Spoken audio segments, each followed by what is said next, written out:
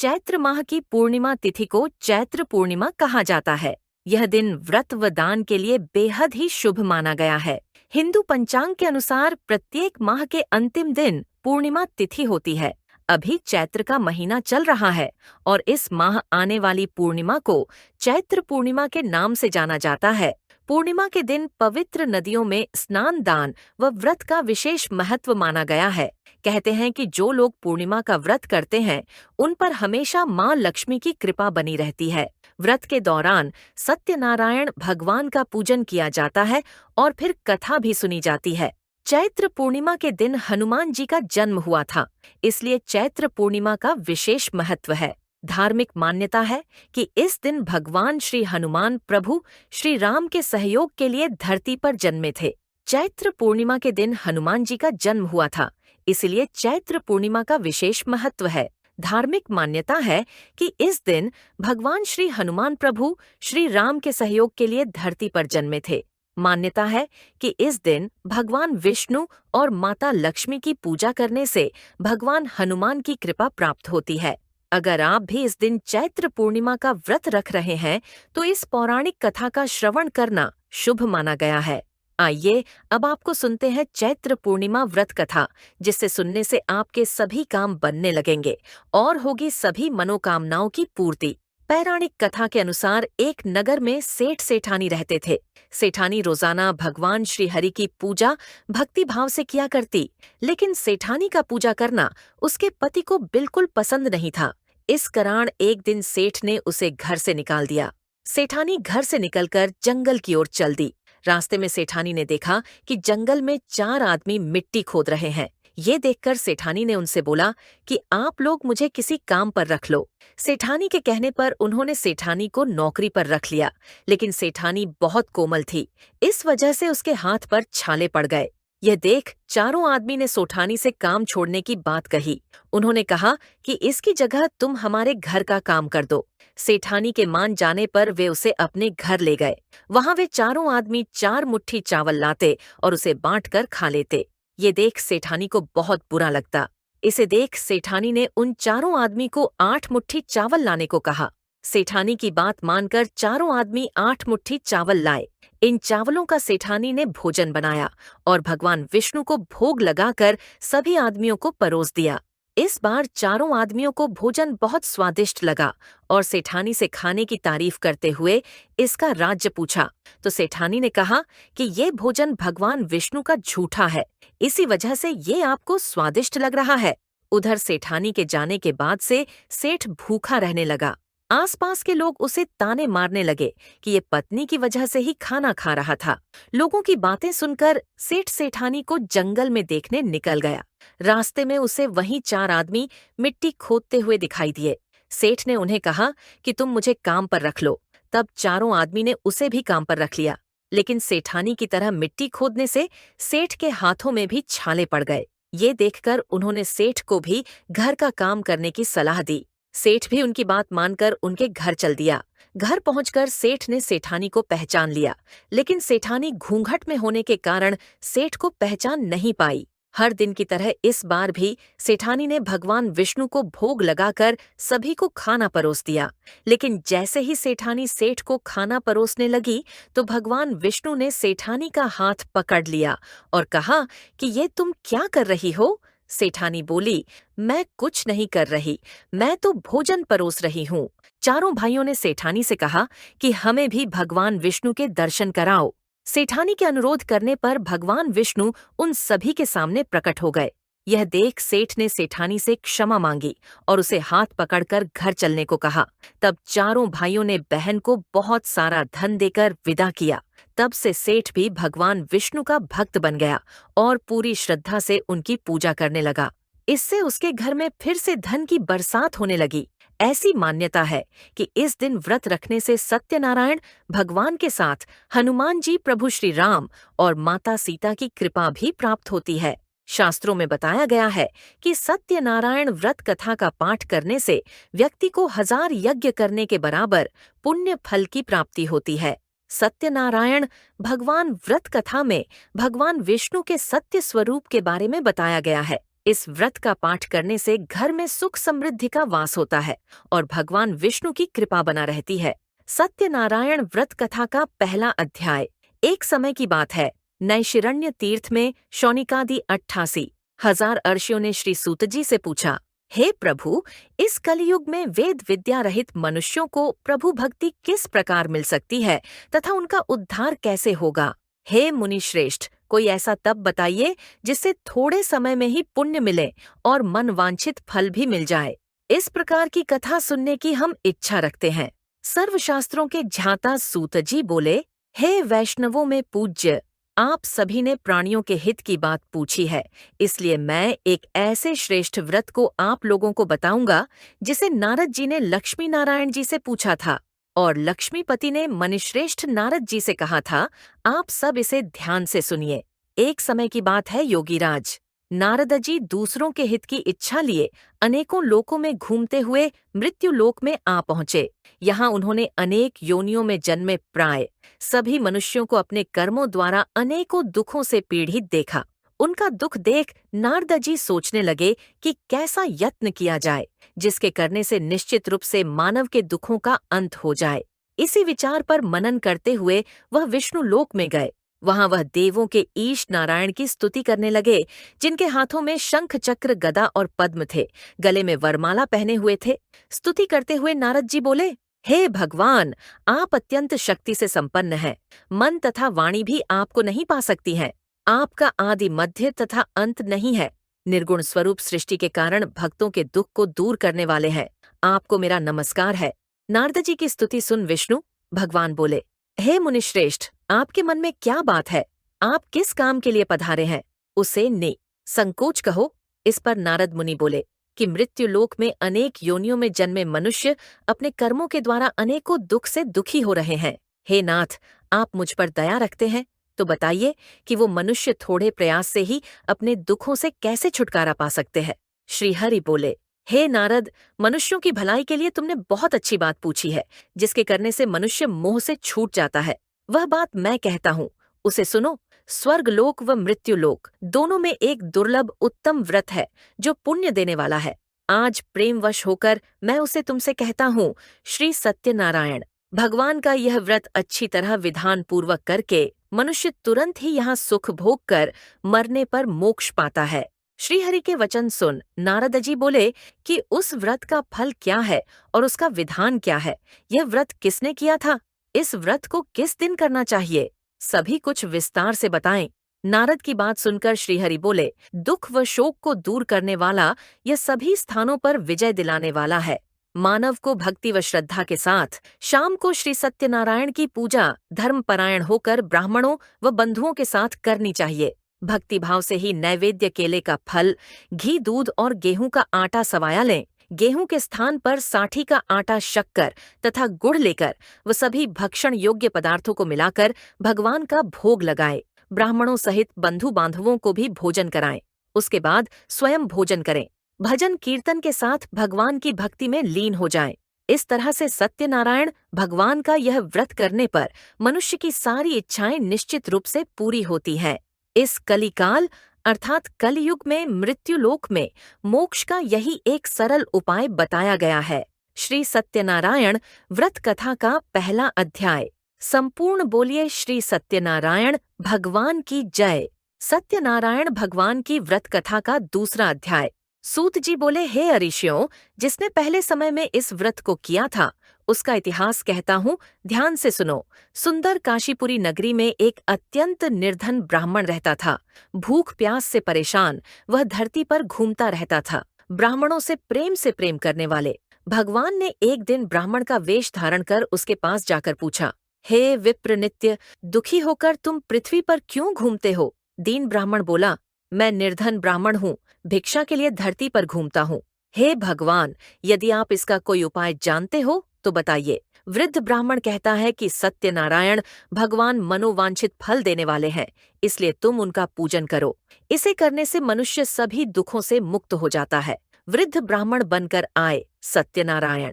भगवान उस निर्धन ब्राह्मण को व्रत का सारा विधान बताकर अंतर्धान हो गए। ब्राह्मण मन ही मन सोचने लगा कि जिस व्रत को वृद्ध ब्राह्मण करने को कह गया है, मैं उसे जरूर करूंगा।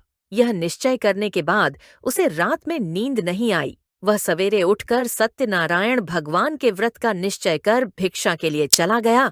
उस दिन निर्धन ब्राह्मण को भिक्षा में बहुत धन मिला, जिससे उसने बंधु बांधवों के साथ मिलकर श्री सत्यनारायण भगवान का व्रत संपन्न किया। भगवान सत्यनारायण का व्रत संपन्न करने के बाद वह निर्धन ब्राह्मण सभी दुखों से छूट गया और अनेक प्रकार की संपत्तियों से युक्त हो गया।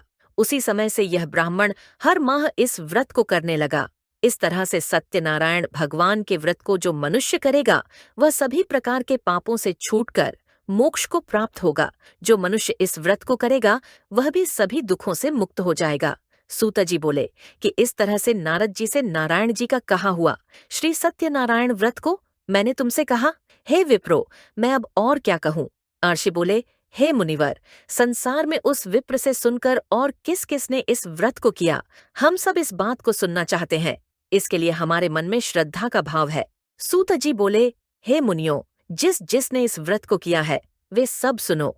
एक समय वही विप्रधन व ऐश्वर्य के अनुसार अपने बंधु बांधवों के साथ इस व्रत को करने को तैयार हुआ। उसी समय एक लकड़ी बेचने वाला बूढ़ा आदमी आया और लकड़ियां बाहर रखकर अंदर ब्राह्मण के घर में गया। प्यास से दुखी वह लकड़हारा उनको व्रत करते देख विप्र को नमस्कार कर पूछने लगा कि आप यह क्या कर रहे हैं। तो उन्होंने बताया कि व्रत कर रहा हूँ तथा इसे करने से क्या फल मिलेगा, कृपया मुझे भी बताएं। ब्राह्मण ने कहा कि सब मनोकामनाओं को पूरा करने वाला यह सत्यनारायण भगवान का व्रत है। इनकी कृपा से ही मेरे घर में धन धान्य आदि की वृद्धि हुई है। विप्र से सत्यनारायण व्रत या के बारे में जानकर लकड़हारा बहुत प्रसन्न हुआ। चरणामृत लेकर व प्रसाद खाने के बाद वह अपने घर गया। लकड़हारे ने अपने मन में संकल्प किया कि आज लकड़ी बेचने से जो धन मिलेगा उसी से श्री सत्यनारायण भगवान का उत्तम व्रत करूंगा। मन में इस विचार को ले बूढ़ा आदमी सिर पर लकड़ियां रख उस नगर में बेचने गया जहां धनी लोग ज्यादा रहते थे। उस नगर में उसे अपनी लकड़ियों का दाम पहले से 4 गुना अधिक मिलता है। बूढ़ा प्रसन्नता के साथ दाम लेकर केले, शक्कर, घी, दूध, दही और गेहूं का आटा ले और सत्यनारायण भगवान के व्रत की अन्य सामग्रियां लेकर अपने घर गया। वहां उसने अपने बंधु बांधवों को बुलाकर विधि विधान से सत्यनारायण भगवान का पूजन और व्रत किया। इस व्रत के प्रभाव से वह बूढ़ा लकड़हारा धन पुत्र आदि से युक्त होकर संसार के समस्त सुख भोग अंतकाल में बैकुंठ धाम चला गया। श्री सत्यनारायण व्रत कथा का दूसरा अध्याय संपूर्ण बोलिए श्री सत्यनारायण भगवान की जय। सत्यनारायण भगवान की व्रत कथा का तीसरा अध्याय। सूत जी बोले, हे श्रेष्ठ मुनियों, अब आगे की कथा कहता हूँ। पहले समय में उल्कामुख नाम का एक बुद्धिमान राजा था। वह सत्यवक्ता और जितेंद्रिय था। प्रतिदिन देव स्थानों पर जाता और निर्धनों को धन देकर उनके कष्ट दूर करता था।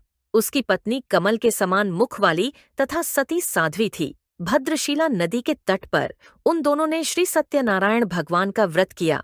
उसी समय साधु नाम का एक वैश्य आया। उसके पास व्यापार करने के लिए बहुत सा धन भी था। राजा को व्रत करते देखकर वह विनय के साथ पूछने लगा, हे राजन, भक्तिभाव से पूर्ण होकर आप यह क्या कर रहे हैं? मैं सुनने की इच्छा रखता हूँ तो आप मुझे बताएं।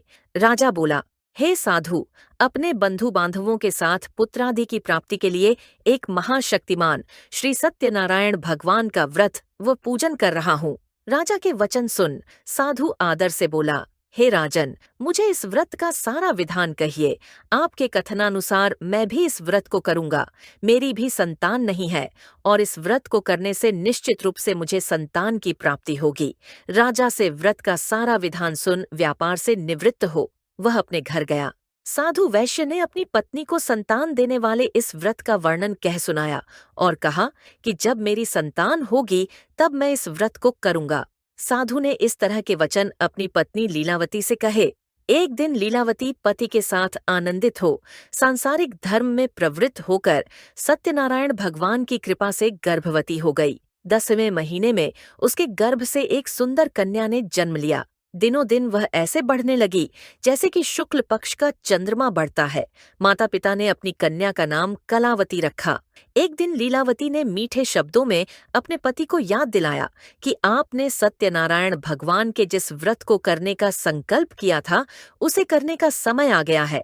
आप इस व्रत को करिए। साधु बोला कि हे प्रिय, इस व्रत को मैं उसके विवाह पर करूंगा। इस प्रकार अपनी पत्नी को आश्वासन देकर वह नगर को चला गया। कलावती पिता के घर में रह वृद्धि को प्राप्त हो गई। साधु ने एक बार नगर में अपनी कन्या को सखियों के साथ देखा तो तुरंत ही दूत को बुलाया और कहा कि मेरी कन्या के योग्य वर देखकर आओ। साधु की बात सुनकर दूत कंचन नगर में पहुंचा और वहां देखभाल कर लड़की के सुयोग्य वाणिक पुत्र को ले आया। सुयोग्य लड़के को देख साधु ने बंधु बांधवों को बुलाकर अपनी पुत्री का विवाह कर दिया। लेकिन दुर्भाग्य की बात ये कि साधु ने अभी भी श्री सत्यनारायण भगवान का व्रत नहीं किया। इस पर श्री भगवान क्रोधित हो गए और श्राप दिया कि साधु को अत्यधिक दुख मिले। अपने कार्य में कुशल साधु बनिया जमाई को लेकर समुद्र के पास स्थित होकर रत्नासारपुर नगर में गया। वहां जाकर दामाद ससुर दोनों मिलकर चंद्रकेतु राजा के नगर में व्यापार करने लगे। एक दिन भगवान सत्यनारायण की माया से एक चोर राजा का धन चुराकर भाग रहा था। उसने राजा के सिपाहियों को अपना पीछा करते देख चुराया हुआ धन वहां रख दिया, जहां साधु अपने जमाई के साथ ठहरा हुआ था। राजा के सिपाहियों ने साधु वैश्य के पास राजा का धन पड़ा देखा तो वह ससुर जमाई दोनों को बांधकर प्रसन्नता से राजा के पास ले गए और कहा कि उन दोनों चोरों हम पकड़ लाए हैं, आप आगे की कार्यवाही की आज्ञा दें।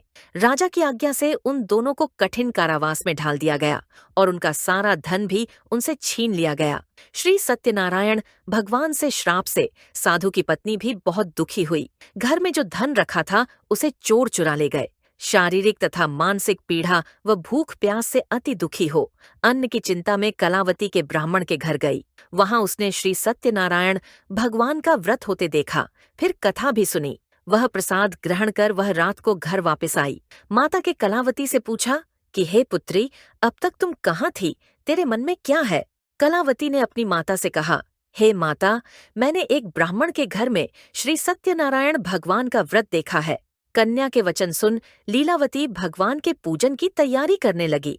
लीलावती ने परिवार व बंधुओं सहित सत्यनारायण भगवान का पूजन किया और उनसे वर मांगा कि मेरे पति तथा जमाई शीघ्र घर आ जाएं। साथ ही यह भी प्रार्थना की कि हम सबका अपराध क्षमा करें।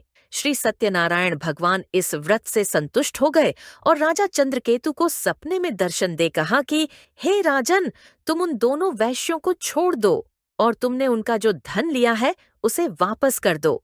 अगर ऐसा नहीं किया तो मैं तुम्हारा धन, राज्य व संतान सभी को नष्ट कर दूंगा। राजा को यह सब कहकर वह अंतर्धान हो गए। प्रातः काल सभा में राजा ने अपना सपना सुनाया।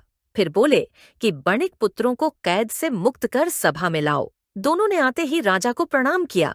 राजा मीठी वाणी में बोला, हे महानुभावों, भाग्यवश ऐसा कठिन दुख तुम्हें प्राप्त हुआ है, लेकिन अब तुम्हें कोई भय नहीं है।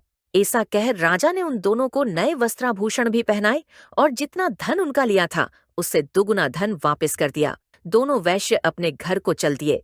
श्री सत्यनारायण व्रत कथा का 3रा अध्याय संपूर्ण बोलिए श्री सत्यनारायण भगवान की जय। सत्यनारायण भगवान की व्रत कथा का 4था अध्याय। सूतजी बोले, वैश्य ने मंगलाचार कर अपनी यात्रा आरंभ की और अपने नगर की ओर चल दिए। उनके थोड़ी दूर जाने पर एक दंडी वेशधारी श्री सत्यनारायण ने उनसे पूछा, हे साधु, तेरी नाव में क्या है? अभिवाणी वणिक हंसता हुआ बोला, हे दंडी, आप क्यों पूछते हो? क्या धन लेने की इच्छा है? मेरी नाव में तो बेल व पत्ते भरे हुए हैं। वैश्य के कठोर वचन सुन भगवान बोले, तुम्हारा वचन सत्य हो। दंडी ऐसे वचन कहे वहां से दूर चले गए। कुछ दूर जाकर समुद्र के किनारे बैठ गए। दंडी के जाने के बाद साधु वैश्य ने नित्य क्रिया के पश्चात नाव को ऊंची उठते देखकर अचंभा माना और नाव में बेल पत्ते आदि देख वह मूर्छित हो जमीन पर गिर पड़ा। मूर्छा खुलने पर वह अत्यंत शोक में डूब गया।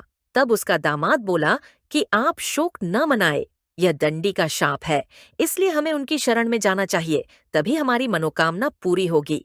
दामाद की बात सुनकर वह दंडी के पास पहुंचा और अत्यंत भक्तिभाव नमस्कार करके बोला, मैंने आपसे जो जो असत्य वचन कहे थे उनके लिए मुझे क्षमा दें। ऐसा कह कहकर महान शोकातुर हो रोने लगा। तब दंडी भगवान बोले, हे वणिक पुत्र, मेरी आज्ञा से बार बार तुम्हें दुख प्राप्त हुआ है, तू मेरी पूजा से विमुख हुआ। साधु बोला, हे भगवान, आपकी माया से ब्रह्मा आदि देवता भी आपके रूप को नहीं जानते, तब मैं अज्ञानी कैसे जान सकता हूँ। आप प्रसन्न होइए, अब मैं सामर्थ्य के अनुसार आपकी पूजा करूंगा, मेरी रक्षा करो और पहले के समान नौका में धन भर दो। साधु वैश्य के भक्तिपूर्वक वचन सुनकर भगवान प्रसन्न हो गए और उसकी इच्छानुसार वरदान देकर अंतर्धान हो गए। ससुर जमाई जब नाव पर आए तो नाव धन से भरी हुई थी। फिर वहीं अपने अन्य साथियों के साथ सत्यनारायण भगवान का पूजन कर अपने नगर को चल दिए। जब नगर के नजदीक पहुंचे तो दूत को घर पर खबर करने के लिए भेज दिया। दूत साधु की पत्नी को प्रणाम कर कहता है कि मालिक अपने दामाद सहित नगर के निकट आ गए हैं। दूत की बात सुन साधु की पत्नी लीलावती ने बड़े हर्ष के साथ सत्यनारायण भगवान का पूजन कर अपनी पुत्री कलावती से कहा कि मैं अपने पति के दर्शन को जाती हूँ, तू कार्य पूर्ण कर, शीघ्र आ जा, माता के ऐसे वचन सुन। कलावती जल्दी में प्रसाद छोड़ अपने पति के पास चली गई। प्रसाद की अवज्ञा के कारण श्री सत्यनारायण भगवान रुष्ट हो गए और नाव सहित उसके पति को पानी में डुबो दिया। कलावती अपने पति को वहां न पाकर रोती हुई जमीन पर गिर गई। नौका को डूबा हुआ देख व कन्या को रोता देख साधु दुखी होकर बोला कि हे प्रभु, मुझसे तथा मेरे परिवार से जो भूल हुई है उसे क्षमा करे। साधु के दीन वचन सुनकर श्री सत्यनारायण भगवान प्रसन्न हो गए और आकाशवाणी हुई, हे साधु, तेरी कन्या मेरे प्रसाद को छोड़कर आई है, इसलिए उसका पति अदृश्य हो गया है। यदि वह घर जाकर प्रसाद खाकर लौटती है तो इसे इसका पति अवश्य मिलेगा। ऐसी आकाशवाणी सुन कलावती घर पहुंचकर प्रसाद खाती है और फिर आकर अपने पति के दर्शन करती है। उसके बाद साधु अपने बंधु बांधवों सहित श्री सत्यनारायण भगवान का विधि विधान से पूजन करता है। इस लोक का सुख भोग व अंत में स्वर्ग जाता है। श्री सत्यनारायण व्रत कथा का चौथा अध्याय। संपूर्ण बोलिए श्री सत्यनारायण भगवान की जय। सत्यनारायण भगवान की व्रत कथा का 5वां अध्याय। सूत जी बोले, हे ऋषियों, मैं और भी एक कथा सुनाता हूँ, उसे भी ध्यानपूर्वक सुनो। प्रजापालन में लीन तुंगध्वज नाम का एक राजा था। उसने भी भगवान का प्रसाद त्याग कर बहुत ही दुख सहन किया। एक बार वन में जाकर वन्य पशुओं को मारकर वह बढ़ के पेड़ के नीचे आया। वहां उसने ग्वालों को भक्तिभाव से अपने बंधुओं सहित सत्यनारायण भगवान का पूजन करते देखा। अभिमानवश राजा ने उन्हें देखकर भी पूजा स्थान में नहीं गया और न ही उसने भगवान को नमस्कार किया। ग्वालों ने राजा को प्रसाद दिया, लेकिन उसने वह प्रसाद नहीं खाया और प्रसाद को वहीं छोड़ वह अपने नगर को चला गया। जब वह नगर में पहुंचा तो वहां सब कुछ तहस नहस हुआ। पाया तो वह शीघ्र ही समझ गया कि यह सब भगवान ने ही किया है। वह दोबारा ग्वालों के पास पहुंचा और विधिपूर्वक पूजा करके प्रसाद खाया तो श्री सत्यनारायण भगवान की कृपा से सब कुछ पहले जैसा हो गया। दीर्घकाल तक सुख भोगने के बाद मरणोपरांत उसे स्वर्गलोक की प्राप्ति हुई। जो मनुष्य परम दुर्लभ इस व्रत को करेगा तो भगवान सत्यनारायण की अनुकंपा से उसे धन धान्य की प्राप्ति होगी। निर्धन धनी हो जाता है और भय मुक्त हो जीवन जीता है। संतानहीन मनुष्य को संतान सुख मिलता है और सारे मनोरथ पूर्ण होने पर मानव अंतकाल में बैकुंठ धाम को जाता है। सूतजी बोले, जिन्होंने पहले इस व्रत को किया है अब उनके दूसरे जन्म की कथा कहता हूँ। वृद्ध शतानंद ब्राह्मण ने सुदामा का जन्म लेकर मोक्ष की प्राप्ति की। लक्कड़हारे ने अगले जन्म में निषाद बनकर मोक्ष प्राप्त किया। उल्का मुख नाम का राजा दशरथ होकर बैकुंठ को गए। साधु नाम के वैश्य ने मोरध्वज बनकर अपने पुत्र को आर्य से चीरकर मोक्ष पाया। महाराज तुंगध्वज ने स्वयंभू होकर भगवान में भक्तियुक्त हो कर्म कर मोक्ष पाया। श्री सत्यनारायण व्रत कथा का 5वां अध्याय। संपूर्ण बोलिए श्री सत्यनारायण भगवान की जय।